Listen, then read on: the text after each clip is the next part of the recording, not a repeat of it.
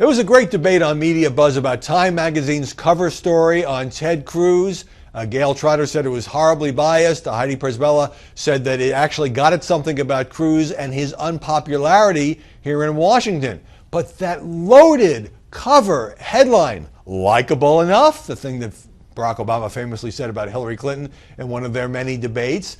Because, yes, it is fair to debate whether or not Ted Cruz is so unpopular with his Senate colleagues or with the GOP establishment, except parts of the establishment now embracing him as an alternative to Donald Trump, that it tells us something about what kind of president or presidential candidate he would be. At the same time, it kind of reeked, in my view, of the media elite, Time magazine looking down its nose at Cruz. Gee, this guy, we just don't think he's very likable. We don't like him. Maybe the voters don't like him. And to frame it that way when you do a cover story, it did sound a little less than fair and balanced. All right, so looking at a Facebook message here from Menace Diller. Now I'm going to go out on a limb and say this is probably a made-up name, Menace Diller. Okay, hint.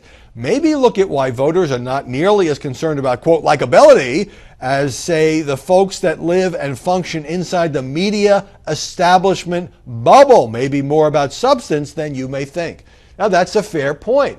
One of the reasons that Ted Cruz, look, he's losing to Donald Trump, but we started out with 17 candidates. The senator from Texas, who a lot of people didn't see as one of the favorites when this thing started, is now second and actually has a shot at the nomination. Maybe that's because he's running as a true blue conservative. Maybe that's because, likability questions aside, some Republican voters like what he is selling. Now, obviously, he doesn't get the media attention or doesn't do as many interviews and isn't as much of an obsession of the media and the political chattering classes as Donald Trump. But on the other hand, Cruz had a game plan. He's been very consistent. He attacks Trump as not being a real conservative. And when you go through the list of smaller government, abortion, abolishing agencies, flat tax, you know, whether you like or don't like Cruz, he is clearly a pretty consistent conservative. Yes, he's changed on a couple of things, but he even went to Iowa and took on ethanol, which is supposed to be like touching the political third rail,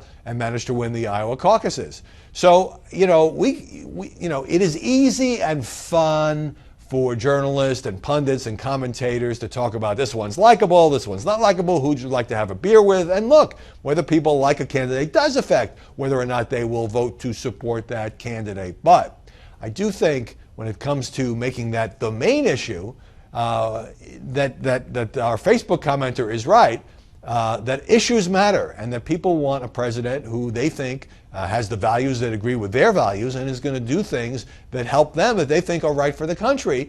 And if they don't love the person, maybe, especially in a year like this, it just doesn't matter as much.